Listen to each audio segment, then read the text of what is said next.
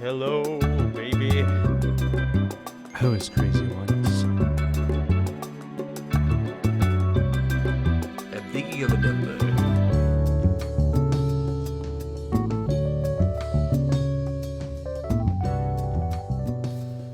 So I was just reading a study. Okay. I have good news and bad news. What do I want to hear first? I lied about the good news. It's bad news. Oh, it's all bad. only It's bad. 100. Well, it's 100% bad, and I'll tell you why. I haven't read the study, and I'm not going to because we're busy. Okay. We're recording a podcast. Okay, That's right. Why would we read? I'm a low information voter, and I'm proud of it. Anyway, this new study, the headline study finds that microplastics in 100% of men's testicles. First of all, I don't remember them testing mine. Do you guys? Were you guys part of that study? Hey Doc, you didn't test this one. Yeah, and then he's like, "Oh, Test these are actually testes. Yeah, These are actually 100% Yeah. microplastics. It's Marco-plastic, actually. I think this Marco Plastics? our friend Marco-plastic. Polo plastics. Okay. I think this is, by the way, this is probably going to be our most popular cold open of all time, right? It has to be, right? Yeah. But so I read that and I was thinking, it's like, well, here's the problem. These micro-modal underwear that everyone's wearing, the micro, it's short for microplastics. So I think that we've made fun of before, but I think the solution is we just need to get the Bryceland's like Oxford cloth boxers, the ones that are made of shout out the shirting plug. fabric. Yeah, hey Ethan Newton, I know you're listening to this. Give us some Oxford underwear. Here's the thing. Yes. I don't want to see skid marks. I was on literally a just gonna say that. That was 100% what I was thinking. I was like, because that's not coming out, man. I feel like I've never gotten that kind of stain on a shirt before, but I can't imagine it's easy to remove. Yeah, you go to the dry cleaner and You the guy dry goes, clean 'em? why are you making? Yeah, why? First off, why? Like the dry cleaners are like, hey, why? Like, we do shirts. Like, yeah, but these are made of shirt fabrics. Mm-hmm. And he says, what stains are those? And I say, well, These are. I had some hot Cheetos. That's right. I had some hot Cheetos dipped in milk. You Oh had my some God. ice cream with your Pizookie. I'm telling Yeah, I had everybody. nacho ice cream. Yeah, I'm telling them it's like this is the only way to avoid microplastics. I'm sorry. I want to make sure my future kids don't have like two heads or something like that. You know. Yeah, what are the effects of microplastics on semen? I think it might actually just make like a race of super people. You know, like who knows? Maybe Okay. the next generation is going to be like the best there ever was. Plastic man. It could be They could all have Plastic Man powers. Which That's is true. Is Plastic Man? Is his powers different than Mr. Fantastic at all? I'm not a comics guy. I'm not a nerd. You're an account guy? I'm not an accountant or account guy. Yeah. I hate the Yeah, you're count not from Ben Sesame Affleck. Street. Or hey, Yeah. there's that guy. You know they're making a sequel to that? What's it called? The Accountant 2, yeah. Yeah, okay. Count harder. Count this. Count this. No, yeah. I don't know too much about Plastic Man. I do think it's interesting because not to make this more Ethan core, but I know that with the futurists, you know, the philosophy or the type of art, they like the plasticity of art, but I think they mean it's very malleable or something. Uh-huh. But Are you to sure me, you're not plastic talking about is like? hard. Well, because if you heat it up, it gets soft. I suppose. I guess that's right. Yeah, when they 'Cause say that, I- are they maybe saying they're into plastic-based art, like minifigures or something like that? Or Legos or like you like robots that are made of plastic bottles or something like that. Well, okay. Here's if you look at like the actual definition of plasticity, it means the Yes. ability of certain solids to flow or change shape permanently when subjugated to stress. I can tell you about a solid that flows. Believe me. Speaking of our earlier discussion. Yeah, and it's all over my priceless That's right. Oxford boxer. Yeah. Bringing That it back. That I paid how much? Like $95 for? Plastic dynamicism is a simultaneous action of the motion characteristic of an God, of an object, its absolute motion, mixed with the transformation which object undergoes in relation to its mobile and immobile environment. This lost me already, I feel like. Did the material That's from plastic Umberto Boccioni. come first, or did the word plasticity come first? I feel like I would normally assume the word, that's a but I've good been question. surprised about this recently.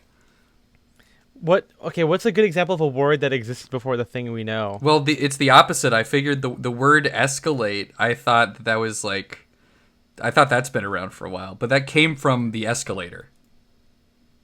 Whoa, really? Yes. That's a I'm good gonna one. double. I'm gonna double check that's that. That's actually crazy. Yeah. I just found a picture of Italian futurists, and this picture goes fucking hard, man. Talk about the big coat article. I'm looking at them right now in front of Le Figaro Paris. Yes. Yeah, So right. 1912. escalate, kind of was first coined as a term in the 1920s after escalator. Or actually, no, it's even later than that. Escalate came into general use with a figurative sense of raise, beginning at around 1959. 1959, that's crazy. Wait, when did escalators get invented? I don't know. I think like the late 19th. No, maybe the late 19th century. Yeah, about 1900, I guess. Okay. Wow. Wow. Well, okay. And Well, then 50 years later- there is a noun, escalade. ESCALADE. That's The right. car. Which Yeah. is from the 1590s, which means action of using ladders to scale the walls of a fortified palace. Right. Yes. Okay. So that's been around for a while. Also, the name of a brand of luxury SUVs by Cadillac. So there you go. There you go. Yeah. Cadillac Escalade. Uh-huh. We know our cars here. This is the CarCast. That's right. Yeah, welcome to CarCast. Welcome to Car Talk. And We're the new hosts of Car Lightning Talk. McQueen. That's right. Ciao. Welcome everyone. They should let us take Welcome. over NPR for one day. I mean, we got All Things Considered nailed. We know what we're going to do on that one. Consider Yeah. this. And for those of you who can't see it, it's two birds. We're flipping off the camera. Yeah, that's right. Welcome everyone. Welcome to Style and Direction, a menswear podcast without the stuffiness. No stuffiness and here. for the enthusiasts out there. My name is Ethan M. Wong. I'm Spencer DSO. And I'm MJ. And welcome to yet another edition where we start off by talking about poop, baby. That's right. We love it. We're the love it. poop your cast. Love it. Oxford boxers. That's right. We're the poop yeah. car. Yeah, because we're about cars too. Yeah, Cars. Yeah, The number best- two. Oh, yeah, the best Cars too. The best Cars movie. Well, also, I gotta go number two. That's right. And 'Cause did poop. did Lightning die in 3, or was that another car? No, he didn't die, but the trailer looks like he straight up dies. The trailer does look like he's about to die. If you guys haven't seen the SNL sketch where he's voicing Lightning McQueen, and they make him out to be a creepy guy, you should watch it. It's really funny. I'm actually surprised Disney allowed them to do it. Or maybe old Walt was like hopping mad when he saw that sketch. He's like, "Lorne, Yeah, I'll get you for this, Lorne." That's what Walt Disney from sounded like. being a ghost. Yeah, Or I'm just- gonna haunt just you. ahead. Yeah, this one. Today, today we're talking about a big topic, big O, Huge. BT, and we're talking about a book as well. We're talking about pretentiousness and snobbishness, I guess, is how you would say that. I Snobbery. suppose. High Snobbery. snobbiety. Yeah, snobbery. High snobbery. Snosberry. Yeah. Shout out Wonka. Hey, I think- quick shout out to Wonka. Yeah, snosberries. Yeah. Nerd ropes, I think, are kind of making a comeback for some Are they reason. making a comeback? Wow. I've always Yeah. they've never left me. But You like that nerd's rope? I do like the nerds rope. I like the gummy part. I feel like a lot of people don't like. I've heard people don't like the nerds rope. But I've always liked them. I like the combination of chewy and crunchy. I think it's perfect. Yeah. Chewy and crunchy. Hold on. What else? Those nerds Okay. clusters though. Have you had those? Is that Yeah. is that yeah. just They're good. cut up versions of It's like Nerdist rope or Yeah, it's like a cut up version of the rope, right? Well, it's 'Cause the like rope it's is a sticky. lot. It's a bigger gummy encrusted by the nerds, And I mean, I Yeah. kind of dislike that genre of candy because my favorite movie theater snack, I don't know if I've ever said this on the podcast, Bunch of Crunch. Yeah. Other than popcorn, Yeah, it's but Bunch that's of Crunch. but chocolate is different than like. But a it's like it's a candy crunch bar, candy, but like in a- ball form. And so, nerds, That's true. nerds Rice, clusters, little rice stuff in there. yeah, is like nerds rope, but in ball form. Okay. What other things in ball form do you like? Those are the only two things I can think of. Okay. I don't really Potato like mac balls? and cheese balls. I don't like those. Oh wait, that's okay. Well, that's crazy actually. Well, because I'd just rather have mac and cheese at that point. You are eating mac and cheese. It's just in the ball. I don't know. Just give me a big doesn't- old bowl. It doesn't change. Like the mac and cheese itself has not been changed. I'm It's just okay. encased Most in of the something time, else. when I've had mac and cheese Okay. balls, I've not been that impressed.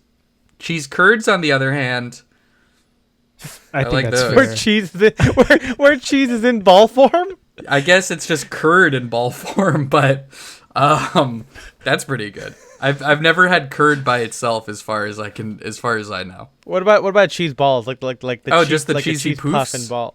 Yeah. I do like those. I like those. I don't have them Okay, very so often. So you're upset about the macaroni. You're upset I think on the so. noodle on the pasta's behalf, is what you're saying. Yeah, I think so. Yeah. Well, because I don't Okay. know. I feel like it doesn't. It doesn't The process add of anything balling to- it, to yeah, it mac doesn't and add cheese. anything to it. I think it if anything, it might harm it. You're speaking sacrilege right now, Yeah. my friend. Are you part of the cheese ball religion? Yeah, yeah. If you can give me the thing is, it's not harmed. It's encased in something else. But You're in that getting case, two just thi- give me a you're baked adding mac in- and cheese in a big old casserole dish or something, fresh out of the Yeah, oven. but now the bake is on all sides of it. Okay. That's a ball. Okay. Yeah. I had a turkey ball once. Okay, That was that's- not that's good. I actually did not like the That's turkey ball. unnatural. Yeah. They shouldn't exist. If it's a living thing, it shouldn't exist in ball form. Yeah. Yeah. We're talking about pretentiousness on the podcast We today. are. And I'm surprised we haven't really talked about this before. I think we kind of talked about it a little bit about when we talked about the lifestyle of menswear people and kind of like the perceptions it has and how we and still don't. I guess, well, since then, I think our lives have kind of moved in that direction. I feel like slightly, right? Like we do drink Negronis and we all cocktails. split our time between New York City and like Paris and London. That's what we do. That's true. Yeah. Yeah, We all have Land Rovers. that's right. We're dating models or whatever. That's right. We are all dating models. Yeah, And then two just I going could think of- going to a bunch of fashion events and taking photos of other models that are not our girlfriends or wives. That's right. Yeah. That's right. I think like the two big agencies I always see, like whenever like on TikTok, or even back when I was like on Tinder or Hinge, like you would see like they're repped by like Wilhelmina models and like Ford models, and I think one of the menswear guys is also repped by her too, because I think I was like for a shoot or something, and I was like looking up at the agency, and I was like, oh, that person looks familiar. But we totally do that. We totally date supermodels. That's and right. and drink. And we get to drink at in like a chateau in Yeah. France. I actually right? just had a high profile breakup with my girlfriend Kaya Gerber. of the baby food empire. Yeah, she was from the baby food company. Yeah, that was her as a baby. Actually, That was her as a baby, but to be clear, she's a full ass adult now, not a baby anymore. Okay, you should have said we were adults when you were dating, because you didn't say that part. Well, okay, yes. I just said I recently had a high profile breakup with her. So Okay, that implies, okay, working that implies backwards, you're fine. recency. Yes. Okay, all right. It's Just implied. make sure It's I'm implied. covering our Spencer said. faces. Yeah, exactly. This is good. That guy who said that we make too many jokes and we should be more like Hand Cut Radio is definitely gonna come here and be like, "This is the worst podcast." This is the in worst world." one of all time. But yeah, we haven't really talked about pretentiousness, and I'm sure. Well, I think me more than you guys have been called the P word before. Penis. Yeah, Yeah. penis, Yeah. puck. right, And the C so, word. and I'll be. this, Yeah, cock. What other C word is there? I can't think of a single other word. yeah, 4 letters. Yeah.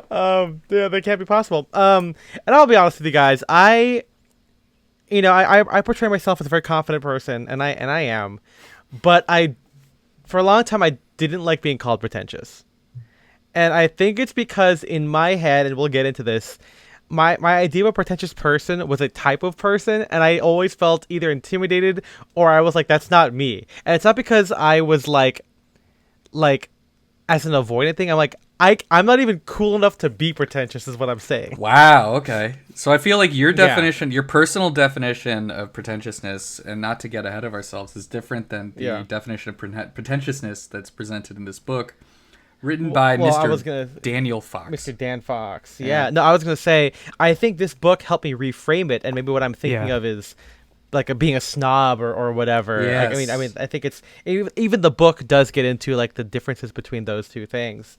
And so, for some background, this book is called Pretentiousness: Why It Matters by Dan Fox.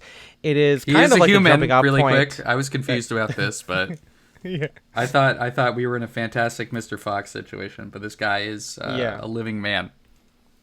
A living, yeah. Well, I mean, Fantastic Mr. Fox is living. He's just not a man. That's true. Yes. And yeah. And no relation to and Toby Fox, I assume. None whatsoever. Yeah. I'm actually gonna make sure he's still living. Yeah, I think he is. This book he's still was alive. like It's 2016. Yeah. It's pretty recent. Yeah.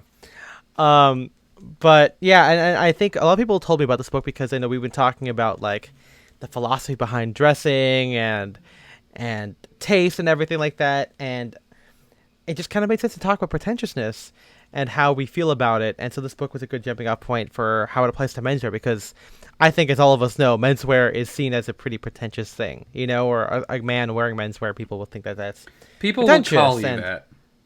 Yeah, people will call you that. But again, as we'll learn, yeah, that's just their own insecurity. That's right. Yeah. That's right. Also, pretentiousness always comes from an outside source. It's never a self. I'm like, no one ever says I'm pretentious. Although, one of the reasons why I wanted to talk about the book too is because I feel like a lot of menswear guys lately have been like, I am pretentious and I am a snob actually. Because I know, Spencer, when we would talk about this, like in kind of the conversation, I would always kind of like skirt. Yeah, you're the most pro snob, and I know that's slightly different, as we'll get into later. But I thought that was also an interesting thing, because for me, I was always insecure about this. Again, not because I didn't mind not because I don't want to be insulted. It's because I didn't think I could own up to it. Because in my head, pretentious people and snobs, even if they are assholes, they do have some kind of like gravitas behind it. And I'm like, I'm so dumb. I feel like I can't. I wish I could. Like I remember I was talking to this guy, and it was the whole drama I had with a certain menswear person, and they would call me pretentious. This other person, and I would talk about it with the third party, and I would, and I think as we would discuss, and I'm not trying to toot my own horn here, but people are like, Ethan, like you're not pretentious. Like you just can't. You're not. And then I'm like, well, yeah, I don't want to be like that, because I don't think menswear guys think that they are. And this other person, the third party, was like, well, I actually like being pretentious. I'm like, okay, well, I can't, kind of remind me of you, Spencer. But yeah, I mean, for a long time, I just, despite having what people may see as pretentious interests, and I feel like that's also exacerbated over time, not just with menswear, but with the books that I read, and now the music that I listen to, and the things I do in my free time. I feel like I've kind of like moved in that direction. And I was always scared of being called pretentious because, I always felt like I couldn't live up to it. But also, as the book kind of shows, it also displays that people feel like they also can't get into it. And I don't like that implication that what I'm into, other people can't be into. And that includes menswear. Or I think the biggest thing, and this is, I don't know, like I don't think until a couple of years ago I had like a really solid definition of pretentious in my head, but the other thing about the word pretentious is that it does kind of imply that you're faking it, that like like that you're just saying that because you think it makes you look clever, or you're not actually as knowledgeable as you seem, and that's the thing that offended me more, I think. Because if you get called that, it's calling you like you don't actually know this. Yeah, exactly. I'm like, fuck off. No. I do know this shit. Yeah, I think that's also kind of true for me as well, because I think that goes like both ways, where like as people know, like I've been to menswear for a long time, and I have a background in nerdy stuff and blah blah blah. And I'm not trying to use that as an excuse, but it's fun to be called pretentious on both ends because it's like I guess pretentious on the end that's not menswear, and then being overly anti-snob, which we'll get into from the menswear end, and it'd be like I'm not trying to play up my rudeness because I am dumb. Like I don't get me wrong here, and I'm also not trying to play up my dapper menswearness because I think it's cool. Because I also think that wearing a fedora in public is dumb, but I'm doing it anyway. So it's like, I do agree with you, Spencer. Where like I was offended because I'm like it implies that my whole thing is like fake, but I'm like no, I actually like this. Yeah. It's ridiculous, but that's why I mean I get to like it because it's ridiculous. But yeah, I mean, like let's go back even further. Like Spencer, were you I know in high school, Yeah. You liked old music. I sure did. You wore sports shirts and jeans and leather shoes to class in high school. What's your experience with the word pretentious? I don't think I really got accusations of being pretentious often, just because, again, like I feel like people could tell. Someone wouldn't. The other thing about quote unquote pretentiousness, I feel like most of the time when that word gets thrown around, it's because people think that they're trying to look like cool, and I did not really look that cool. I feel like maybe I got snob more often, and again, I don't think necessarily I was. Again, I'm gonna come off as having a slightly pro snob opinion on this podcast. Yeah. But I don't think I was necessarily a snob because it was like, again, like, like I didn't want to, as we talked about, we're not gatekeepers. I didn't want to gatekeep any of this shit. If someone wanted to get into this or wanted to talk to me about it, I was happy to share. But I think this is kind of dumb. One of the things that that kind of solidified my pro snob opinion is an old like Key and Peele sketch. Or not Key and Peele. What's the fucking Mitchell and Mr. Webb? Show? No, Mitchell and Webb. No. It was the. Oh my god. Yeah, I know, different, way different. I thought comedy duo, and I was like, oh, obviously them, but no, it's two white guys from England. But you might have seen this. It's like, it's like this. It's this like just this guy walking into a suit shop, and he's like, hey there, I'd like to buy a suit, and then I think it's Mitchell. I don't know. I don't remember which one is which. It has to be. Yeah, it has to be. He's like wearing like a dark 3-piece suit, and he's got like a little mustache, and he's like, "You look like shit," and stuff like that. And he's talking about, it's like, we brought the snobs back or whatever. It's like our standards got too low or something. And it's like, again, it's like he's supposed to, and he's like, I'm not gonna let you buy this. I'm gonna make you buy like this suit or something. And it's like jokey, and it's supposed to come off as an asshole, but again, I don't think I am personally a snob. I think the world is better with at least a few snobs in there, because I do kind of just respect in general people that are very knowledgeable about something and also have like very strong opinions and are maybe kind of high standards. I don't think I get along with them all the time, but I respect it. Like, you get along with me, baby, the biggest snob in the room, I guess. But yeah, if you're like I said, if you know your shit, if you know what you're talking about, and you have strong opinions, like I think that is totally fine. Like I'm like, yeah. Again, sometimes they might be assholes in person, but from afar, I can admire it. Yeah, I mean, see, I can't do that. I can't. Yeah. There's something I'm such an egalitarian. I'm so progressive. I can't do it. But I'm on the side. My whole position is like I'm on the side of having the high standards. Yes. But high I also think think that. I think. Yeah, but I think where I differ from snobs, not saying you, but like I don't think I'm better for it, nor should other people do it. But if you ask me for my opinion, I will share it with you. Yeah. That's my whole. And if that makes me a snob, then lock me the fuck up. But MJ, and this is no offense to you, I'm assuming you haven't been called pretentious. Just because you're relatively new to menswear, and and here's the thing, and we'll get into this in a second too. But I feel like our context has changed, right? Like even like from like 4 years ago when we talked about the menswear, like life, we're closer to that now than we have ever been before. And so I feel like it's easier, but and I think it's 4 years ago we would be doing that. But MJ, you're still new, so I'm saying like you wouldn't be caught as as often as we are in a pretentious situation. Yeah. I also think because like I don't know, being into fashion is pretty in or has been for like the whole time that Yeah, you picked the I've right been. moment to wear a suit, Yeah. unlike the rest of us. So it's like yeah, if somebody has said that There it about is. Yeah. said that about me, I don't it didn't get to me, or it didn't reach Yeah. my ears or my eyes. So um short answer is no. Yeah. I guess, yeah, honestly, for me, like, this is a point of insecurity because I feel like if my whole thing is I love this, then saying that calling me pretentious, implying that I don't actually like it is the most offensive thing you can do to me. Uh-huh. You know, Yeah. it's like when someone, I mean, no, people haven't said this, but it's like if someone said like, you only make jokes to make people laugh, and it's like, yeah, You don't actually like, you don't I don't know, actually like like, the jokes, or you don't understand the jokes, Ethan. You just say them. So yeah, and so it is crazy. And so all of this plays into the fact that menswear is seen as pretentious, and as MJ implied, or the going before MJ's story, for a long time menswear, and still is seen as pretentious because as fashion has as menswear has moved away from being a uniform of certain things, like white collar jobs or even occasions, wearing it for fun doesn't make sense to a lot of people. Yeah. And I could see why it becomes pretentious because it's like, oh, you're wearing it because You just want to make yourself I don't know, out to be set better yourself than everyone apart. else. Yeah, Yeah, but yeah.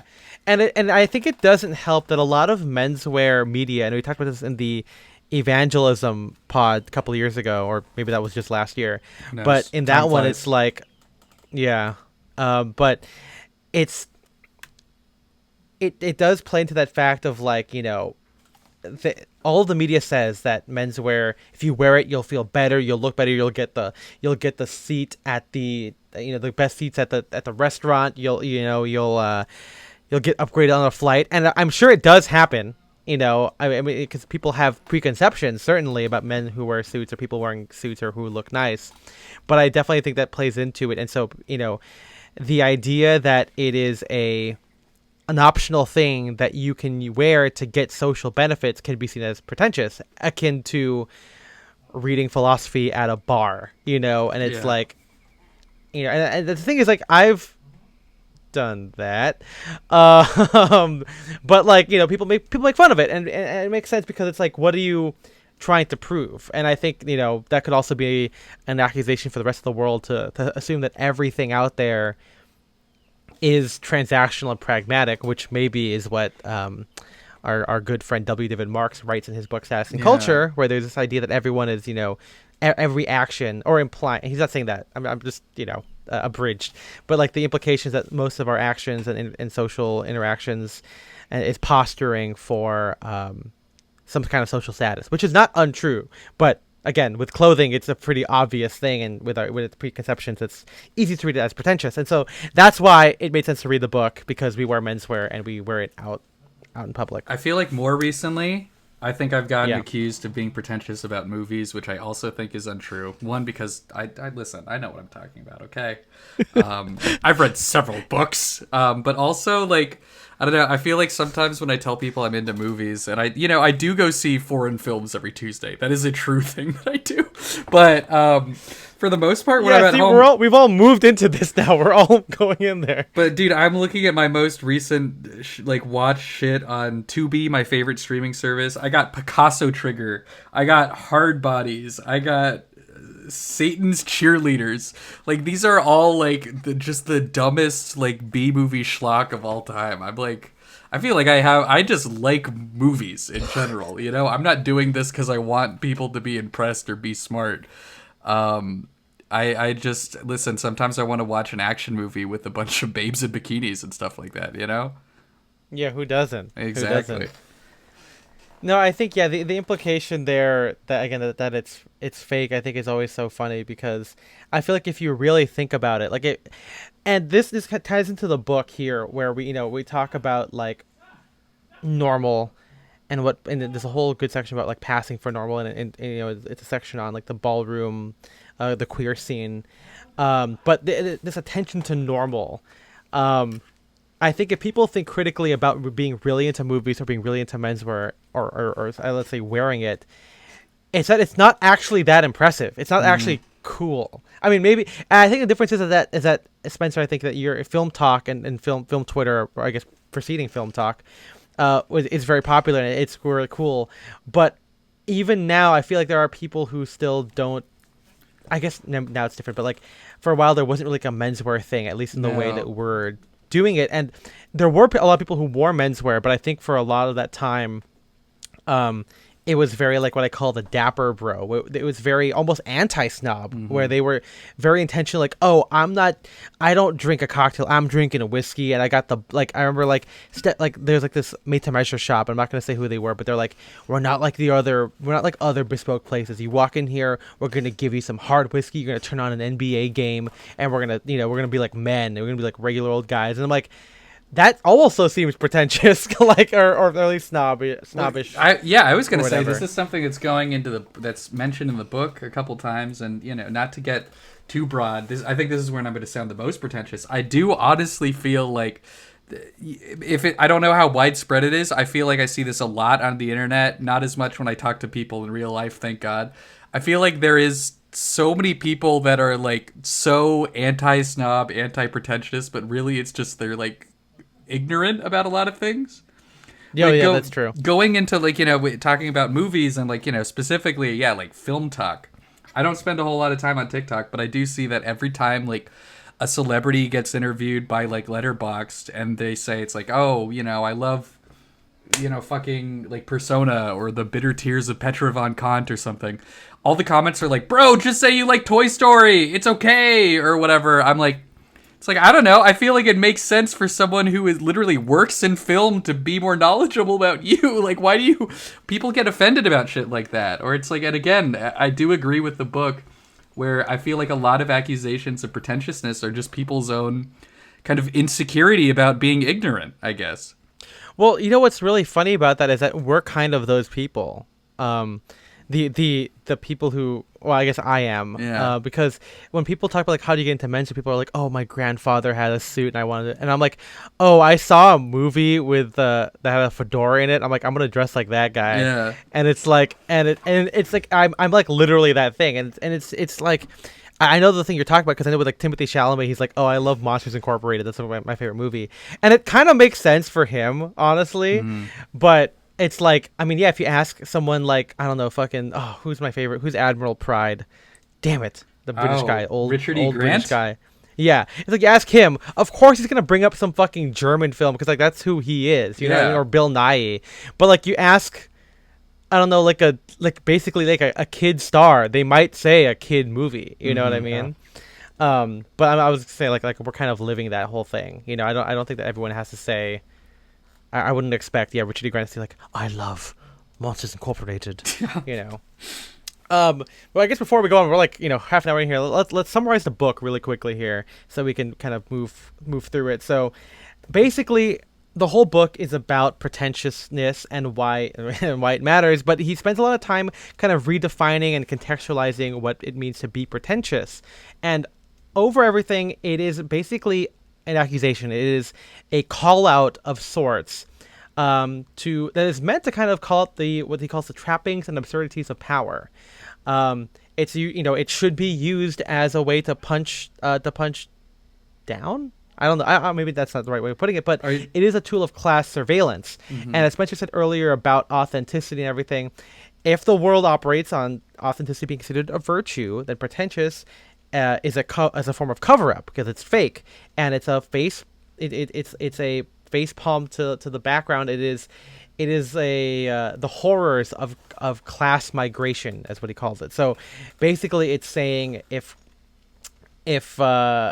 someone is being pretentious, it's like they're trying to move, they're trying to be mobile in their status or their place in society, and there's other stuff here. It's obviously related to snobbery. The difference there is that snobbery tends to be self-aware. They want to be accepted by the social bracket they aspire to.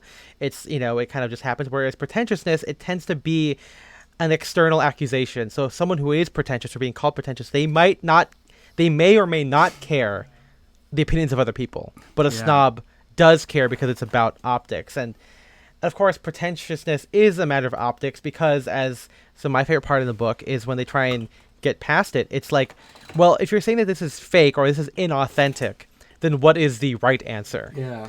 And usually there is no answer because how would you even define that? What is real? One of the sections I liked in the book was talking about how you can be, so anti-snob, anti-pretentious that it actually kind of circles back to being like the actual definition of pretentiousness. Like, for example, like he brings up Boris Johnson as an example who kind of presents himself as this like kind of like frumpy like country gent or whatever. But no, he's like just as fucking like upper class as the rest of like the House of Lords or whatever, and like he's just like fucking putting that on for the voters and shit like that. That's all fake. Versus like someone who is like truly into like, I don't know, like fucking like neoclassical paintings or like philosophy or whatever. They're not lying about that, but old Bojo over there, he could afford a better haircut than he has. Yeah, he's choosing not to. Yeah. To play into his base or whatever. Mm-hmm. And yeah, there's a lot of other good stuff here. I mean, obviously the author Dan Fox, I think he's like an art critic or music critic, something like that. And a lot of the arguments or the situations in the book kind of revolve around art and pop music. Yeah. Or music in general. And there's a really good section again where they compare art and pop music because both are open-minded and are licensed bohemian interests, and so art has a lot of baggage and all that kind of stuff. Something cultural baggage that I just thought of when reading this, very relevant. It talks about how it's like he says that the museum that really the Tate. Well, no, he's just talking generally. He's saying that the museum that kind of embraces pop is kind of seen as like the uncool uncle that's trying to like fit in with the kids or whatever. Yeah. Did you see that the Louvre just like did like a whole advertising thing for Billie Eilish's new album? I feel like that's not the case anymore. Like I mean, the thing is this book does get it's both ahead of its time and kind of it's also like not, because so much stuff has happened since 2016 or whatever. But yeah, I mean art and pop, like I feel like intertwined, right? Yeah. Like, it's kind of funny to see that. I mean, he also has a couple of sections about fashion, where he calls it a socially acceptable charade, which is kind of true in a sense, true, right? Yeah. People, I mean, menswear kind of, even if you can like it, and I know that we all like it for its design purposes, but I mean, yeah, you could argue that there is this kind of like, I am dressed right now like a British person. I'm wearing a Fair Isle sweater vest, and I mean, because it's I'm like not British. If you just cared about like keeping warm or whatever, just clothing for pure practical utility, function, you just wear either jeans or a t-shirt or some sort of futuristic style jumpsuit or something like that. But no, we choose to dress the way that we do just because we like it.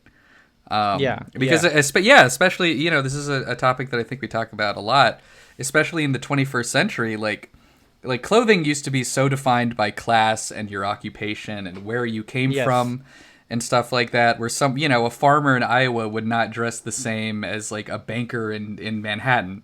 But now now I feel like the banker in Manhattan might dress more like a classic like farmer in Iowa.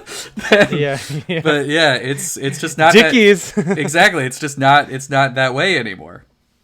Yeah. I mean, that's kind of funny because even though it's always going to go the opposite direction, because I mean, it's true, menswear is expensive, and it does, again, because it was so tied so strongly to class and everything.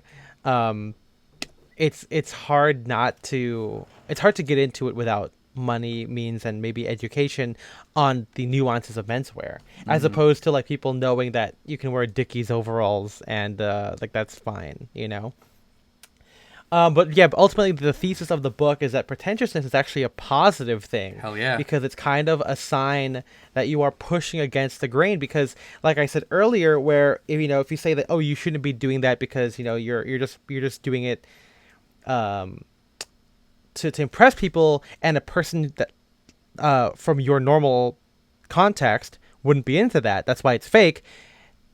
When you look at it that way, it's like, why can't someone be into this? And Dan talks about like, why can't like you know a regular person, like a baker, why can't he be into classical music? Why can't that be a thing? Or and if even if a lawyer, a corporate lawyer, can like play amateur handball after work or whatever, why can't it go the opposite direction? And so pretentiousness is ultimately a positive force that just shows the friction that people have with what is culturally acceptable Yeah. interests or activities to do. I mean, another And point that yeah. he. Oh, sorry, but No, go ahead. Well, I was going to say another point that he brings up that I found kind of interesting and kind of related to, I guess, personal experience. I guess is he talks about when you're a professional in a certain field, you can't really be accused of pretentiousness, at least credibly anymore. And I Yeah. do kind of feel like I've seen that where it's like maybe I'll show someone on Instagram or something, or even just me personally. This is like, I don't anymore, but when I was working at retail stores, sometimes I would get off work and I would still be wearing a suit or a sport coat or whatever. And then people will be like, "Oh, why are you dressed like that?" I'm like, "Oh, because I work at Men's Warehouse or J. Crew or wherever." And they're like, Yeah. "Oh, okay, that makes sense." Versus if now when I do that, I mean, I have an office job now. I can say that, but like when I was like other times, I would just say that, and they're like, "Oh, well, why are you wearing that?" Like you get the question, but it's you don't get that when you're a quote unquote professional in that field. Yeah, it's like, yeah, because that just reinforces the whatever is accepted, culturally accepted, especially for in particular for menswear. It's funny because whenever I get asked that, I don't even try and say what my job is, because I don't want that I don't want to have that easy out. I don't want to have that easy excuse. This is similar to why I didn't want to work in menswear. I want people to confront. I guess now after reading the book, I want people to confront their their accusations of pretentiousness, because it's like, why can't someone like Ethan be into wearing a suit in this way, for fun?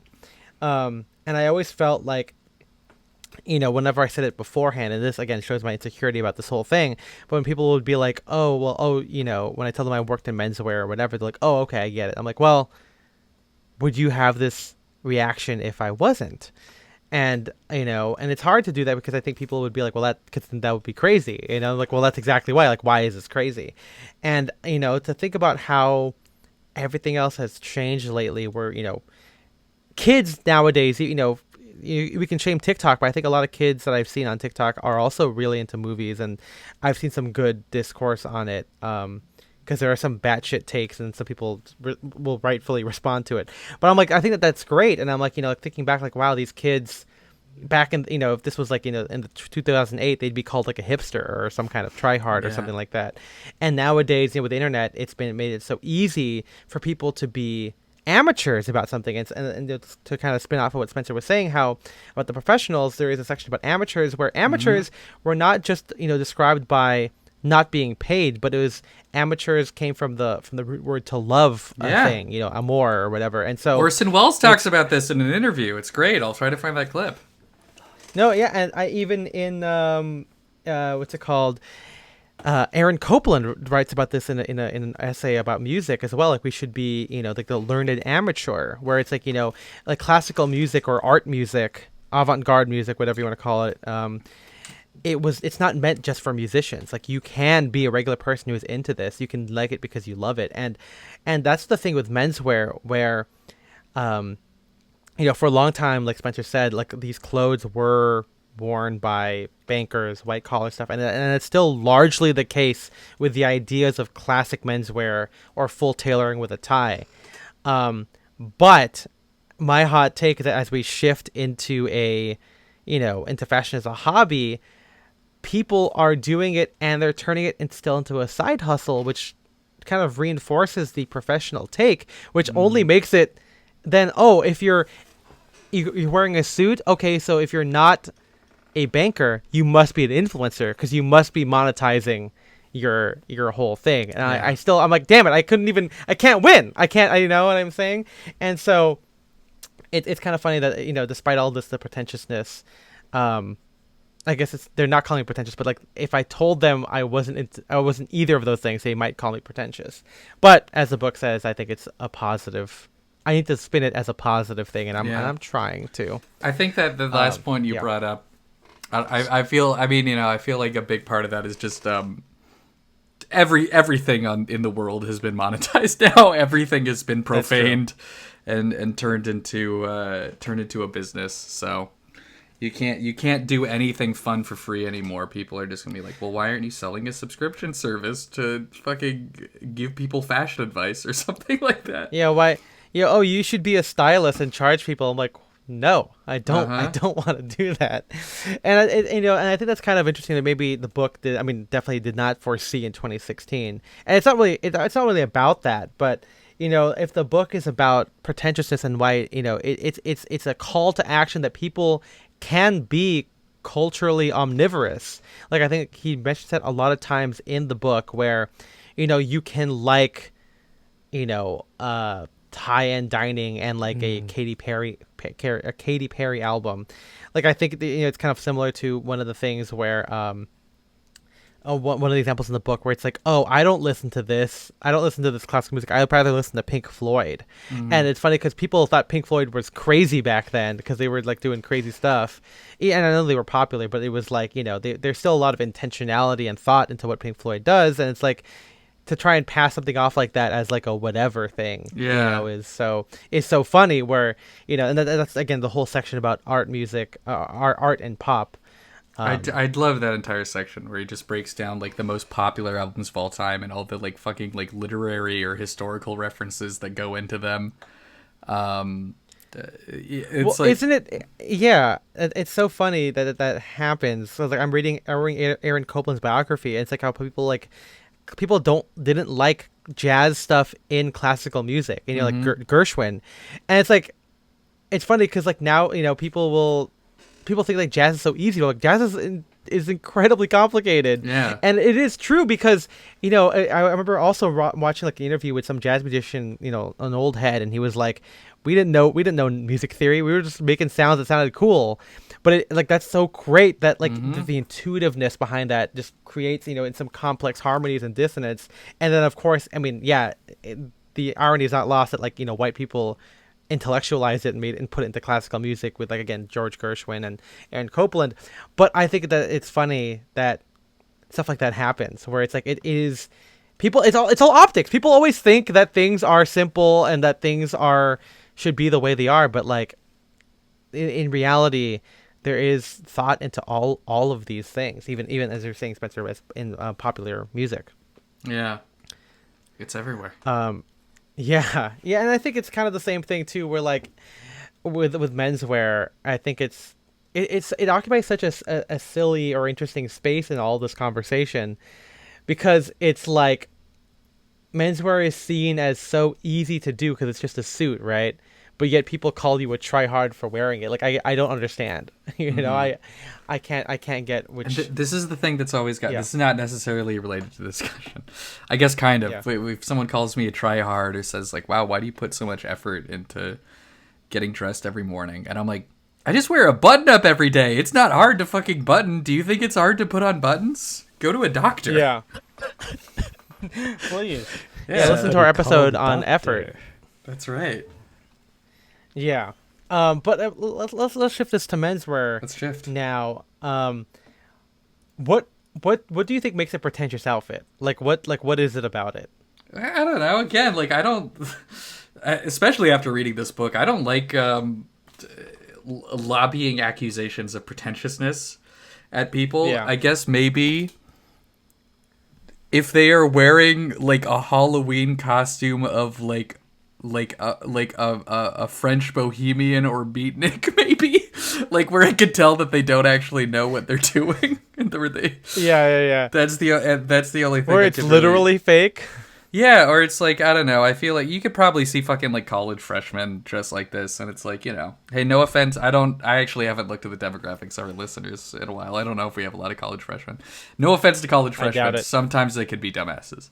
And Yeah. so I feel like, you probably could see that, like, I don't know. Yeah, some like college, like, freshman, like film student who got really into like Rushmore and just starts wearing a red beret everywhere with just like whatever the hell he happens to be wearing. You're calling out FEC right now. Well, no, again, I'm just saying it's like if they're just wearing it with like a shitty polo shirt and like khakis or something like that. Yeah. Like that's something where I can be like, okay, so the hat is supposed to be like this is signaling that you're smart, but the rest of your outfit does not tell me that. Yeah. I mean, that kind of goes back to, right, where, like, I don't deny that they are into it. We need to refine their execution of those ideas. But, yeah, I know I wrote down, like, what outfits seem to be pretentious, and I know that based on the book, right, I mean, things cannot be pretentious. It is a person doing it that is seen as pretentious. And one of the things when I was looking at this, when I wrote these thought starters down, is that I always feel like that almost makes people think that the clothes are better than the people wearing them, like, or they deserve to be treated better. And I thought that that's a crazy thing. But that's usually when people say, like, oh, it's pretentious you're wearing that. It's because it's saying you don't deserve to wear those clothes. And that's so offensive to me. Yeah. Because I love my clothes and they love me. I asked They them. tell me that all the time. Yeah. The problem is I Yeah. love my clothes. They don't love me. They hate you, actually. They They want hate to they want to get off your body as fast as possible. Exactly. Go see a doctor. Yeah. I need to go to a doctor right now. Yeah. And I think it's kind of funny where, again, we've moved into a society where, again, dress codes aren't really a thing anymore unless you count, like, the kind of subtle, hard dress codes. Or not, like, sorry, the understated dress codes that are more difficult to parse. Mm-hmm. But even when you wear menswear, it's still seen as a class, like an act of class, right? Or, and I think that's kind of hard to shake. And even though I thought initially that this would be about taste, and maybe we'll get into that about snobbery because that's kind of where it plays into more. But when it comes to be about taste, even then, I think it's still about class because it's about like whether you're allowed to have certain taste based on your context or your situation. Really quick, I thought of another yeah. pretentious outfit. Okay. Steampunk top hat. Okay. Actually, now that I think about it, they're probably genuinely into steampunk. I was gonna like. Yeah, that's the whole thing, right? Yeah. Like how, like what exactly is fake? I guess it's this kind of comes back to me because it's like, I always talk about this where people are doing things because they actively. No one actually says that they actually hate it. I'm just judging people, so maybe that makes me a snob. Yeah. But sometimes it's fun to be a little bit of a hater, though, and that's what that people is true. that people that's are a afraid separate to admit that, but maybe that could be a future episode. The fun of being yeah a hater. yeah. Our final episode. Yeah. We're just a bunch of haters. But yeah, so like when I see someone, like no one's actually gonna say like I actually hate this, but sometimes I do think that. Sometimes I do judge people and think that maybe they're just doing this because of the social benefits. And I feel like with menswear, as it becomes again not a class signifier in the old days, but now in a very hustle, grind set, influencer driven thing. There could be a thing of a guy being like, oh, I gotta make suit content because that's what performs the best, even though I don't like wearing suits. And that's where I think it starts to get pretentious. That's like the real pretentiousness. Again, people aren't gonna say that outright, but it is something that I will. That may happen. I mean, I'll never say that because I wear a suit. In fact, I feel like people like my casual fits more than my suit. Actually, that's not true. I think it goes back and forth. Depends who you ask. But I mean, I sometimes think about this, right? Where people like Derek or when people reblog me or whatever, they always pick like the sexy 70s outfits and never like me wearing a fedora. Mm-hmm. And I'm like, come on, guys, you gotta It's get the right real. there. I know, but hey, it's not like I. And see, hey, that's the thing. It's not that I think that I'm not fake into the '70s. I actually do like it. I I just love it, in also fact. I just also like the 30s and 40s. But that's what it means about being culturally omnivorous person, because it's about having a variety of different tastes and interests. Yeah. But what about snobbiness? So, Spencer, tell me more about why it's okay to be a snob, and especially with menswear stuff. I don't know. Like I said, I feel like it's. Like, okay, because you said it's the world is better with snobs. So, what is Yeah. that? Can you expand on that? Is what I'm saying. I will do my Defend darndest. yourself. But it's just kind of a gut feeling that I've always had. But Okay. no, I mean, like I said, I think in general, having high standards is a good thing. Um, I don't know. Like, I also just kind of think it makes things a little bit more fun and interesting. Like, I don't know. This is like I've told you about this record store that I want to go to in Los Angeles. I think it's just called like the Record Collector or something like that. And it's owned and operated by just one guy, who is like really into, like, you know, obscure and esoteric jazz or whatever. And so you go in there, and if you say, it's like, oh, I'm looking for like Chet Baker or whatever, he'll just like straight up like make fun of you. And yeah, that guy's rude and probably an asshole or whatever, but I'm like, you know, I think it's like, I kind of like, yeah, I just kind of respect it. Like, he's so into his own thing.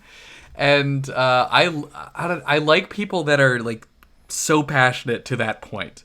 Again, I'm not saying that I would get Yeah. along with them if I met them, but I really, really respect people who are like passionate and knowledgeable about the subject that they are really into.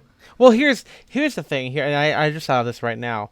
Um, but maybe the thing with snobbishness is that it's okay to be like that, but the hope is that you use your power, I guess, the standards or the level that you have to encourage other people to open their minds. I think Yes. it becomes a bad thing when you only make fun of someone, Uh-huh. because making fun, that could be like teasing, be like, oh, Miles Davis again, Yeah. um but you could also be like, well, hey, if you like that, try this, I think that's really cool. And I think that's where maybe like you could be like a positive snob. But of course, I think by Dan Fox's definition of it, um, it is about seeing yourself as better than other people. Yeah. I But mean, I think I've also talked yeah. about this. It's like, yeah, your two reactions to snobs can either be fuck this guy, or like, as you were just kind of saying, it's like, okay, well, how do I beat them at their own game or something? It's a motivational tool. Yeah, absolutely. I mean, I think that's kind of how it was.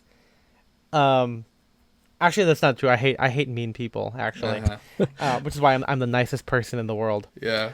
But I do like that idea of motivating people, because if we think about like a rising tide lifts all ships, Yep.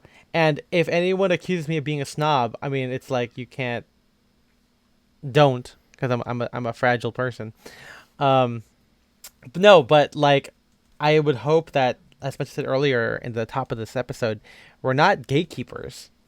I mean, if the definition of snob is that we're thinking that we're better than other people, maybe that's true, because I'm better than what I think is bad. That's true. However, but the thing is, anyone can be good, so that's the difference, I do feel like almost yeah. every person on the planet thinks that they are better than a bad person. Yeah. Oops. And here's the thing. Yeah, okay, yeah, exactly. But the thing is, you don't have to be stuck with being bad forever. This is the most snobby thing I could say. You don't have to be bad. You can just be good. And Yeah. here's how. Enter my 500 articles about what it means to dress good. Yeah. That there's your snobbishness for you. There's your snobbishness for you. Yeah. But again, like, I think that's kind of, as the definition implies in the book, it's about, being a snob is saying that you're better than other people, and that you deserve, that you belong to an upper echelon of status than where you are. So again, it's with pretentiousness, it's the affectation where the thing that you're into, you're not really into it. And with a snob, it's that it's fake, but you're doing it to impress other people. I guess they're kind of similar in that regard. And then there's also the reverse snob, where it's like you try and play up your ordinariness in order to make yourself better than other people. Because if being authentic or ordinary is a virtue, then you want to play up that, and so then you take any step that you can to not be a snob, Yeah. or to not look like a snob, and to the point of reverse snobbishness. Is that kind of like to not stand out is to stand out almost? Yeah. It's kind of like look. Like, I'm so normal, guys. Look at me. I'm like the most normal person there is. You know, it's very like that, and that's usually how it kind of seems for these kinds of people who are like anti-snobs. You know, it becomes like a kind of like a trauma Olympics kind of a thing. I mean, maybe not trauma, but like it becomes like an ordinary Olympics of like, look at me. I'm like I'm not like those people. Okay, I just want to crack open a tab. I want to That's watch. right. I want to. You guys are trying too hard. Put on some Duran. You know. Shermer High School's not the Breakfast Club. That's right. Actually, I forgot what the whole line is, but Should we talk about? Should we do a full episode of that movie somehow? I'm telling you, man, I love that damn movie. It's so dumb. It's so good. Yeah. Oh my god. But yeah, and so yeah, people playing up their ordinariness. I mean, I think that I've definitely fallen into that trap. I think we all kind of have, and it makes me wonder where, like, you know, a lot of this stuff, is it because people aren't exposed to enough, right, where people can be omnivorous, or that other people can be into this. And I feel like, you know, this book is so helpful in that regard, about like kind of preaching this positive pretentiousness, but we're almost living that future now where literally anyone can be into anything now, and be into it as much as other people. Where like, yeah, like, you know, like, I think one guy in menswear, right? There's been a couple guys in menswear who are also like Yu-Gi-Oh! League champions or something like that, right? Or like, you know, I don't know, George Lucas. Oh, sorry, Ralph Lauren likes Star Wars. He has a fucking stormtrooper in his house, you know. So And it's George like, Lucas probably likes Ralph Lauren. Actually, I don't know if he does. yeah, I don't actually, yeah, I don't know if that's not Yeah. true. Not true case there. But yeah, I mean, like, I guess, like, yeah, the hope is to not think that you're better than other people. But so, Spencer, what happens? Do you think that you try not to be a snob, or like how do you I mean, No, I don't you think- seem to embrace it. So how do you? Well, again, I don't know. I think it's on the one hand, I think it's funny, like to kind of like Yeah, pretend that's- or like do it as a joke. I think that is funny. To pretend the asshole part of it. Yes, well, because again, like I think being an asshole is funny. Like I was making a joke with someone. Okay, that's true. That's Like I was making that's a like joke with hilarious, man. someone. Yeah, I was like, I was like, wouldn't it be funny to do this? And they were like, no, that would be like really mean or something, or that would be like. And I was like, yeah, that's why would make it funny, like, you know. But or it's like, you know, I don't know. Sometimes I think it's funny just to say with a straight face, like the dumbest thing that someone would realistically say in that situation. But it's like, What's an example? I don't. Well, okay. This is one that did not go over well. I will Okay, be honest. yeah. I think I might Let have me told hear this it. on the podcast when I had my internship training in Texas. And to be fair, I should not have said this around people that I had known for like 2 days. We were walking down the streets of Austin, Texas, and we passed by. There was a bus that passed us, and I just said, "Guys, if I jumped in front of that bus, would you even care?" And they all thought I was serious, but I was just like, "No, I just thought." Oh, they're so earnest, Spencer. But I was like, no, I just They're thought that was a like, funny yeah. thing to say. It was very uncomfortable. But anyway, I don't know. That's one thing, I guess. What about but- with clothing, though? Like again, I think it's kind of I don't like to be a snob about clothing because it's like something I like to talk about, and if someone expresses any sort of interest, which outside of our fashion friends does not happen very often, so anytime Yeah. someone does express interest, I get excited about it to share this thing that I love. But I guess among friends, I do think it's kind of funny to play up the snob aspect of it. I don't know. I know a while ago I made a joke in the Discord about the sanctity of the Oval Office and like people wearing sneakers on there or something like that, and that was kind of like along those lines. Yeah, because Or you it's don't not- actually believe in that. I mean, yeah, it's not something I sincerely care about or get upset about, but I think it's funny to say. Yeah, that people shouldn't, that Jason Sudeikis shouldn't be wearing sneakers in the Oval Office. Exactly. I mean, I thought he looked bad. That's my real opinion, but Yeah. it wasn't because it's Yeah. like, it's not because it's like, oh my god, you're disrespecting The Office. It was just like, I thought that was a funny way to say that he looked bad. Yeah, I think that that's kind of the whole thing. I mean, everyone knows this from even our taste episode that when I don't like something, I say that it's bad. Like Yeah. that's, and I think that, and to Spencer's point, I do think it's funny to have that thought because I think that that's an absurd take on anything. Like I could, like a normal man wearing a suit that I think fits poorly, I'll be like, that sucks. It's like, of course, I know it doesn't really, but I would never wear it Yeah. because I'm me. Why would I eat some? Why would I eat? Why would I wear something that I think is bad? Uh-huh. Why would I eat But I something think again, that I think is the thing bad? is, it doesn't matter. And to me, it's funny that I guess I do play up the snobby. I don't play it up. I just happen to be a snob when it comes to that. Because if you ask me my opinion, like I said earlier, I will say it what it is. And if I don't like it, I consider it bad. Because the thing is, the opposite is true. I only wear good things. Yeah. So ergo, if I'm not wearing it, it is bad. But yeah, I don't think I think I'm more concerned with the optics of it, which I mean I don't think I'm like trying to virtue signal because I think that I genuinely like I'm not like so far no one's been like, oh Ethan, you're just saying you like boba to be like a regular guy, and I'm like, brother, if you've seen me in person, I will drink boba if it's handed to me, or if it's there, I will drink boba, baby. Yeah. Like people are, I had a conversation once, and it wasn't even with our infamous friend. It was with some random guy who was like, why don't you why do you always like going out with ice cream? Why can't you like hang out with why can't you do like adult things? And I'm like, I don't know. I love ice cream, dude. Like I'm wearing a suit because I was wearing it and I wanted ice cream. Like I'm eating a Pizookie because like why not? And I think that that's really funny because it does show like this, not even just insecurity, but this incredulity that some like you can't do this stuff while wearing this type of clothing. And that's crazy because there is no dress code, and a suit doesn't mean you can't eat a plate-sized cookie with ice cream on top. So I think I naturally avoid those snobby connotations because I think that my life is just so ridiculous, although that might even invite it. But again, like Spencer said, I do think I invoke it if you were to ask me my opinions.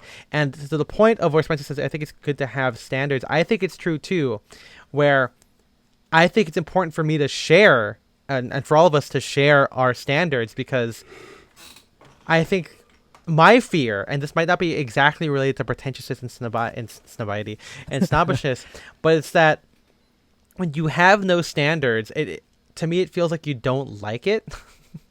Yeah. And I say that because I remember a long time ago, where, and this is more about authenticity, but the influencer guy behind GQ Taiwan, I think is Kevin Wang, and it's like there's this argument on Reddit where the people were saying, is he well dressed or is he just like working in the industry? And I thought that was very interesting because it's like, is the difference between a regular fashion enthusiast, because back again, a little sidetrack, but like back when you watch like old sitcoms, when someone says that they're into fashion, they're usually dressed badly. Like I think like when you watch like I don't know, like I mean, are you going back further than like How I Met Your Mother? Because that's the first one that comes yeah, to mind. I think further than that, like usually like they're wearing like out, and it's usually a female, so I feel like that's kind of also kind of like sexist. Okay, well, bit. how Like, about they're usually this? wearing like the nanny, I think would be like a good example. Where I mean, I think she's an icon now. Obviously, like the outfits are crazy. Fran Fine, absolutely. I mean, have you seen? Okay, have you watched the recent seasons of Curb Your Enthusiasm? Because the recent thing that comes to mind is Susie Green, Jeff's wife on that show, who is usually in like a ridiculous outfit, but part of her character is that she's a big like fashionista. She loves to shop or whatever. I'm trying to find. Oh yeah, that's a good example. Yeah. I think and so like I think it's funny that's the case here. But it's like when you get to be that level that Kevin Wang is at, it's like, oh well, of course when it's expensive, if you buy it and even if it's crazy, it'll look good. And I think that's also kind of clouded fashion in general, where it's like, oh, does he look good or does he just have money? Yeah, that's ridiculous. I think she was wearing a rowing blazer sweater in one of the in the most recent season. I think I remember seeing that. Uh-huh. And so where was I going with this? You just saw Susie and you got I know I got Sidetracked. that yellow fedora. I know. But yeah, with Kevin, it's like I thought that was kind of an interesting conversation, and it made me think about how that all that kind of gets perceived. And so if you're not a snob, aka if you're not sharing your rubrics for what is good, then people would just assume that you're just being a fashionista, and you're just doing it. And because fashion today is better than it was before, broadly speaking, and in terms of what Diane Workwear is saying, there's a good article on that. But it's easier to get into fashion now, and go to J Crew and look like a TikTok, whatever the current e-boy fucking mashing MFer with the big pants and the right. nice little sweater. And I think that's great. However, because it's so easy for you now, and all the brands are making high-waisted pants, all the brands are making versions of Doc Marten Adrian loafers or tassel loafers and Bass Norwegians and all that kind of stuff. When the trends change, they'll follow that, and then you'll look like a fashionista again or whatever it is, as opposed to being what we think of as a well-dressed person. And I'm not trying to say that there is a right way to do this, but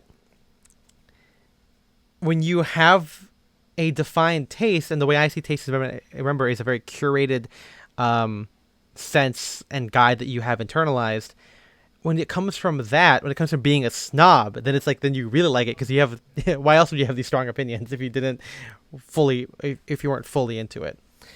And so that's why I think that's a long way of saying I think being a snob is kind of important because, at least for me, I want to show people that I love it and that I'm gonna stay like this forever, or as long as I can fit into it. Because again, if not, I don't want people to think that we're just.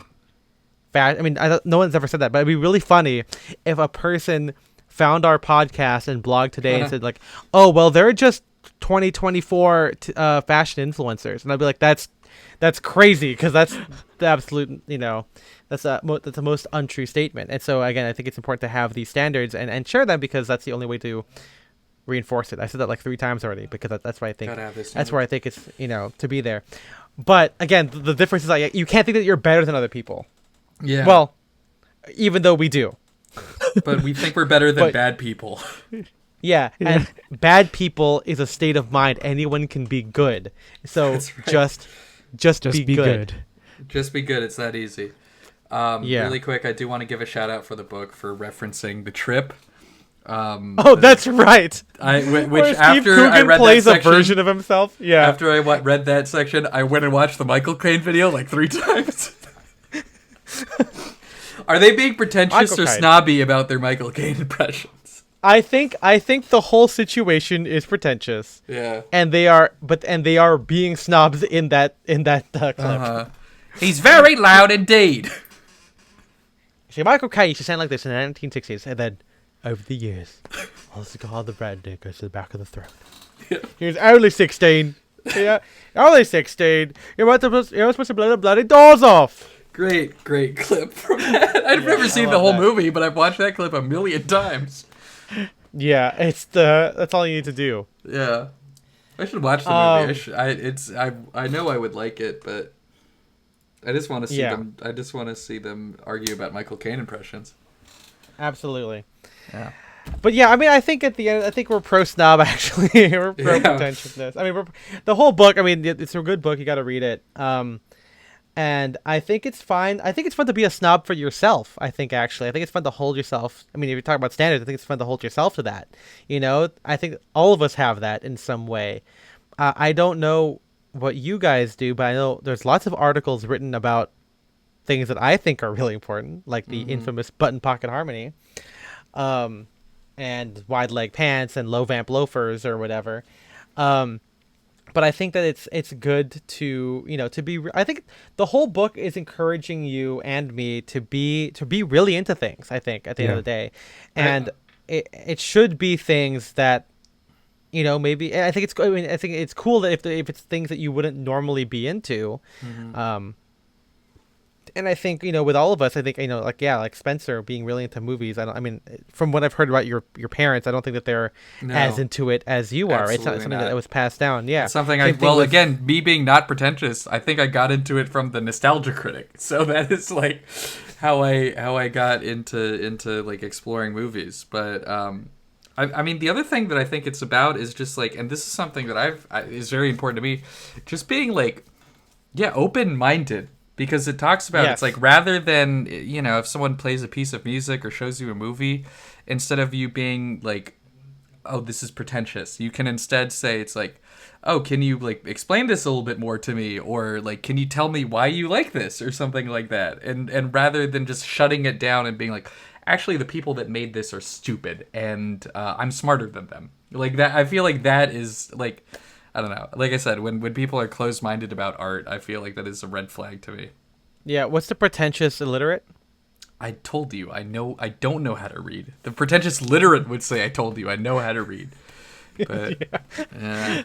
Is he pretentious though? Because based on the definition, he's just telling you something. I guess so. I mean, here's the Yeah. other. I'll try to find like a little screen cap or like a scan of this.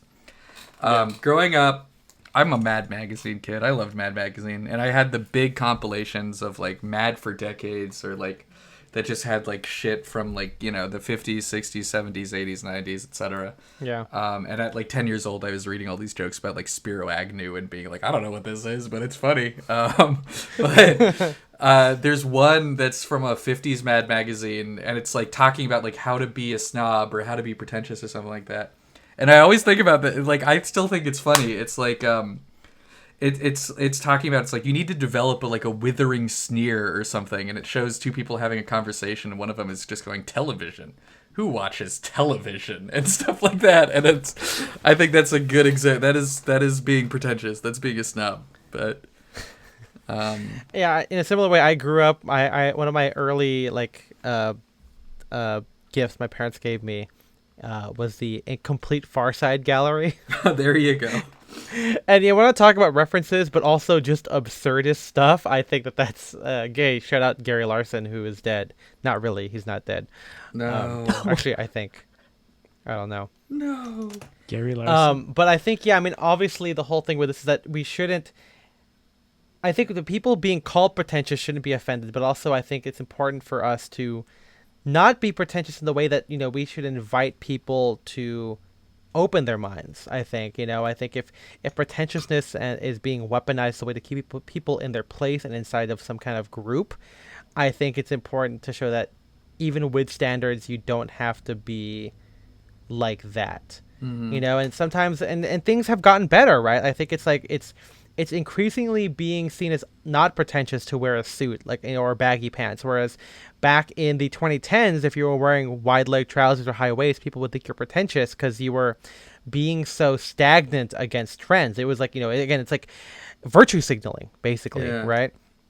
But now, you have this, a variety of expressions where it's seen as okay. I mean, again, like you said, like before, fashionista was kind of a weird, ignorant person or just kind of a silly person. But now it's like kind of a positive thing where people are into fashion nowadays.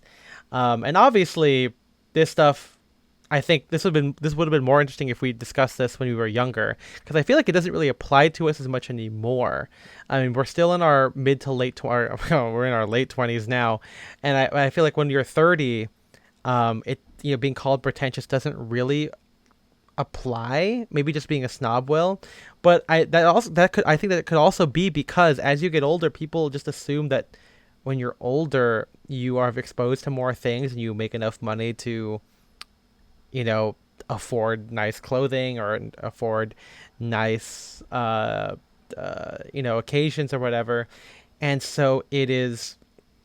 It's less of a problem, but I do think it's important to realize that anyone can do this kind of thing. I mean, there are kids younger than us who have nice clothes and who aren't rich because they save up because they want to buy that thing, or they, or something. They go to concerts. I think it's really cool nowadays where people can kind of do almost anything that they want to do, and thankfully, we don't see it as a negative thing anymore. And I think menswear should be seen the same way. Anyone can get into this. Anyone can get the standards that we have And if you're being called pretentious, you're just challenging the status quo. That's right. That's all it is. I like from page 86, the pretentious individuals from all walks of life, their ambition, their curiosity, their desires to make the world around them a more interesting place is cultural literacy in action. And I think that's it. I don't know if I'm better, but I think I'm interesting. You know what I'm saying? I think at the end of the day, I think it is funny to be so into menswear, but then also really love comedy Bang Bang, I guess, or improv comedy. And I think that's really funny. I mean, and then you see like Paul F. Tompkins, who's like a living embodiment of that exact thing, wearing his like white suits and bespoke hats, and then being a funny ass Being guy a as the damn cake boss. fool. You know, and I think that we can all do that. Yeah. And so, yeah. Any other thoughts about all this kind of stuff? What else are you guys snobs about? I mean, I guess Spencer, you're a snob with movies. Yeah, that's movies and clothes are basically it. That's basically it. For me, Again, I don't think know. I like lowbrow stuff. A lot of the books I read, especially now, are like old, kind of schlocky pulp novels. I think those are fun.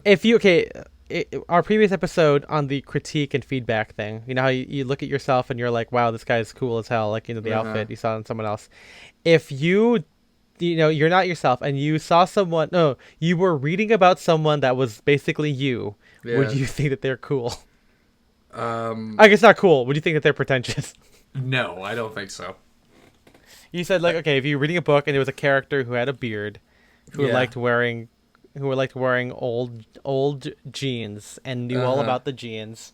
I knew all about the jeans. Movies, that's right. Watch old movies and read old books, and spent his time watching foreign. I mean, I would think it's like, wow, this is a guy that needs to get with it. That's maybe what I would think. I'd like, this is a guy that's really stuck in the past. He needs to live in his own time, buddy.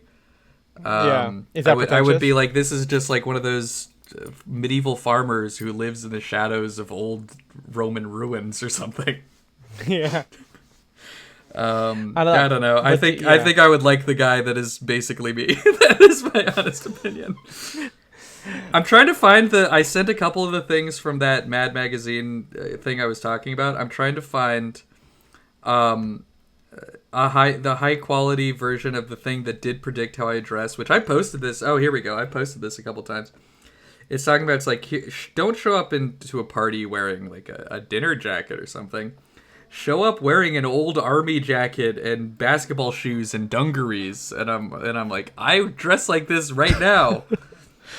Hold on, I'm sending a screenshot, but I love Mad Magazine. I need to find this book. I still have it somewhere, but I need to find this. Yeah, I think what's funny is that I think I've taken a step in, I guess, being a snob, because at the end of the day, I think I've gotten more and more open-minded to a lot of things, and just kind of like going back to the progenitors to a lot of things that I enjoy. Like, I grew up listening to film score, and it's funny because talk about art and pop music in the book, I always tried to play up film score as something more than it was. And that is true, because it's not, I think people think film score is because you love the movie so much that you want to live the movie by listening to the music. Whereas no, I think that film music is one of the best avenues for narrative storytelling that doesn't rely on words or visuals. And using the musical techniques is such a fascinating way of doing that. And it's mainly done in film score. Even though you can take a narrative in like a symphony, it's more vague and you can be up to the interpretations, and so, going back into like, okay, well, if I really like that, then how do I let's keep going. So that, of course, at least the classical music. And I think that could be the same thing with like, like for me in real time, like watching dumb movies and watching like movies that inspire those movies with Spencer and with other friends to kind of see, you watch Star Wars and you watch like a Western, or you watch Hamlet and you watch like a German expressionist film. It's like to kind of see the things that things are pulling from. And I won't say that a part of me doesn't feel scared of being pretentious. But to me, as I read the book and looking back now, I think it's, and again, with the world around us where people are being invited to be open-minded, to be culturally omnivorous, it kind of just makes sense. I feel like if you have a curious mind, it just makes sense to expand your, well, not expand your taste, but to dive deeper into your taste and to see why you have it and what created those things that you like. And it's the same thing with like menswear. If I like the idea of, you know, of storytelling through clothing, and classic menswear, like an orchestra, has a lot of different nuances that could signal different things. It just makes sense for me to be into menswear. And if I'm going to be into something, I should wear it. I should wear it. You know, and I think, and at the end of the day, like if that's, you know, pretentious, then so be it. But at least it's a positive thing, because at the end of the day, I think it's at the very least interesting. But again, full self-awareness. I think the guy drinking coffee, reading a book about music philosophy and criticism, wearing a suit in what is largely a coffee shop in the San Gabriel Valley with college students and high school students, I don't deny that looks at least a little bit silly. But that's who I am. I live in the area. I'm a silly guy. I like these things. And the thing is, like, oh, you're trying to impress people. I'm not going to impress children and random old Chinese people who like are in my thing, because we're all doing our own things here, okay? Like, we're just living life. Who says that the other Asian guy who's in this coffee shop can't be wearing a suit, you know? Are we trying to say that all Asians in coffee shops should look the same? You're racist if that's the case. That's what I'm saying. Yeah. Spin the accusation back on them. We should do an episode on racism. We gotta solve that shit. We gotta finally address. People have been racism, waiting guys. for that. When we run out of clothes topics to talk about. That's right. MJ, any closing thoughts for you? I mean, you're probably the least. I mean, I feel like, again, no offense to you, but I don't think you live a pretentious life. But you do have, you know, you work with people. You know, you're in retail, right? You know, there is that. There could be some accusations there. Anything you want to add? Well, maybe positive or just neutral accusations, I guess, in the context of pretentiousness. You know, the classic, oh, you're so dressed up today, or you're looking, you know, our favorite dapper comment, you know, every once in a while. But I think you've said pretty much everything. I did like at the beginning of the book the connection to like theater and acting, basically, you know, a long way of saying fake it till you make it. And eventually you will make it, sort of an idea. That's kind of what I've been doing for the past, like, I mean, that's 5 the whole. years or so. Yeah, I mean, it's not like, I think MJ, I think it's proof that if you wanted to be cool, you should not have dressed like us. We have a whole episode on cool. I think that'll be the ultimate thing. Like, if we were really snobs and being pretentious, we would pick something that would be more popular and be more accepted in society. Not society, in like culturally. Yeah. You know, there was that one chapter that did say something along the lines where, like, if you stick with it long enough, it will be cool. It's like if you don't move and you live in the same address, eventually your area will be cool. That's right. Yeah, you'll eventually find yourself in the metropolis, is what it was saying. Yes. You can be a cosmopolitan. Superman? Yeah, no. So we're on the way to being the metropolis, guys. Yeah. Superman. I mean, we're kind of already there. I mean, I think it's funny now where, like, the people who follow me, I think menswear guys don't care about me anymore. Like, I mean, I'm not really involved in whatever, but like, I think it's fun when like TikToker fashion MFers are like, hey, you're that suit guy, we love that shit. And I'm like, thanks. Like, I recently was at the flea market and I was walking, you know, wearing a loop collar shirt and my senior pants, and this person was like, hey man, I love your content. And he was wearing, you know, like flares with sambas and like, you know, like a, you know, some kind of like vintage, you know, band tee. And I'm like, wow, that's really nice of you. He's like, yeah man, I love the pants. And he's like, yeah, they're like Bodhi but better. And I'm like, better? He's like, yeah, because it's like personal, right? And I'm like, yeah, thank you. And I'm like, you know, very very quick, one more. Well, sorry, finish your thought.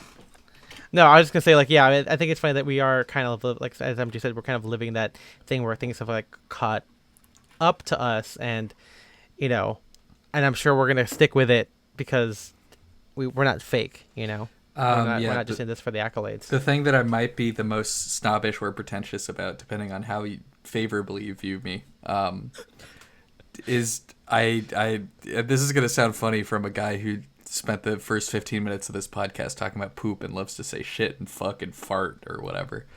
Yeah, which C word? Crap. Okay. Or letters. Okay, that was the other one you were referring to. Oh, right? that's the other one. I forgot about it. Yeah. I really hate when people. I try to be, especially when I'm writing, very specific in my language. And so I really dislike words like content or media to refer to just all forms of art. If someone came up to me and was talking about the podcast and said, "I love your content," I would be like, ew. Just say podcast next time or something. Please be. I think I started saying it as a joke, and then it's not a joke anymore. No, I don't know. I feel like I don't know. I just feel like when it's like I see this all the time. It's like I love media. I love content. It's like stop saying that. Stop talking like that. Like I don't know. Just say that you like movies or you like music or something or TV.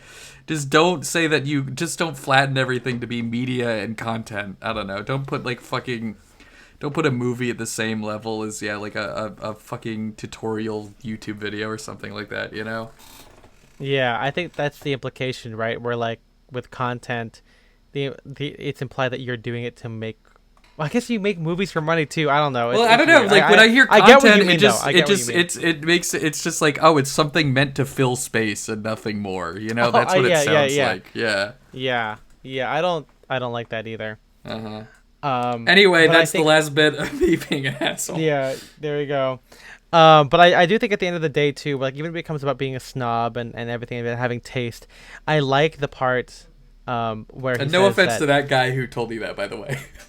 Yeah. In case he's listening. But I do like his point where Dan Fox says that there is no like wrong way to look at art. There is just schools of thought, and sometimes an artist may ascribe or be to do something in service of that school of thought. And I think that that's really, really cool. And I think that's kind of the same thing that I should keep in mind when we're talking about fashion, because that's why we talk about how, are you getting dressed for self-expression, or are you getting dressed because you don't want to be naked? Like you got to define these things. And there's nothing wrong with dressing to not be naked, but it's just more interesting to be a little bit deeper than that. And of course, we're going to make a case for it. And so, again, even if we're snobs, doesn't mean we're bad people, and it means we're nice. And just ask us why we're so snobby, and we will tell you why we like it. That's right. And that's kind of the whole thing, That's all the thoughts in the book. Check it out. Find it anywhere you get books. Pretentiousness, Why It Matters by Dan Fox. Or do what I did and get it for free from the art. No, I wasn't stealing it. I was getting it from archive.org, which is just a digital library. It is fully legal. There are a couple people trying to sue it into oblivion right now. But sincerely, I think the Internet Archive is a really great resource. And so I don't know if renting books from it supports them at all. But I'm just saying, if you want to read the book and don't want to pay for it, it's out there. I got it for 2 weeks, baby. Yeah. Yeah. I wish I could read online, but I can't. I wish I could read. Yeah. Oh, man. Oh, yeah. At the end of the day, I'd rather look up to others than look down on myself. Yeah. Anyway, guys, thanks for listening to this episode. I hope we covered a lot of your own thoughts about pretentiousness. If not, I guess that's the time for another episode. That's right. And hey, and also if not, talk to us about it. I mean, maybe don't DM us because sometimes we don't check those very often. I try and check my DMs in case someone's like, "Where is that from?" And I say it's vintage. They go, "Darn it." But if you want to talk to us directly, I just never check my DM requests. So if you're not someone that I already follow, I'm probably not going to see it. Yeah, that's fair. If you want to talk to us directly, though, you can go to patreon.com/styleanddirection. $5 a month gives you access to our Discord, where we talk about all this kind of stuff. Shout out to the people in Discord who helped us frame this conversation. But also gives you access to talk about archives, talk about our whole archive of movie episodes and some random things that we did that weren't movie episodes. But there are a bunch of bonuses there once a month. And you can listen to those for our $5 a month. $10, a doubling of that initial investment. Double it. That will give you nothing else. But we do say your name. MJ, who are we thanking today? We are thanking our Satcast fanatics, Shane Curry, Philip Gregard, Henrik Wilberg, and Alexander Batten. We appreciate you guys so much. Actually, So before much. we close, I did find an article from Town & Country, and I thought it was going to be good, but it says here, to be a snob is to show respect for authority. Oh, Yeah. and we hate authority. Yeah, that's Unless we consider ourselves the authority, right? Is that Yeah. does that work out? Ooh, oh my gosh. Okay, hold on. Here we go. I'm gonna keep. Okay, we can't do another 20 minutes because it's 9 p.m. No, and it's I not. need to make dinner. I need to cook. Snobs are accused of toadying to aristocratic types, but there is something to be said for people of good breeding. They're well bred. Ugh. I like well bred. I buy the San Luis sourdough. Whatever when I our go to the political grocery store. opinions, I think we can all agree we'd rather spend election night with the Bush family. When was What this the hell is published? this article? 2016? 2016? All right. Yeah. Okay. I mean, That's weird. okay, if it's 2016 and they're talking about election night, if I had to choose between the Clintons, Trump, and the Bush family, I don't know. That's very narrowly Bush might win. But again, those specific can I three not people. be there? Yeah, can on I not election be? night? I would rather not be with any of those people. But if Yeah. gun to my head, I'll hang out with Jeb, I guess. Yeah, exactly. I think that's fine. They have no horse in that race, literally. Yeah. We'll see you guys next time. Bye-bye. Bye-bye. Bye bye.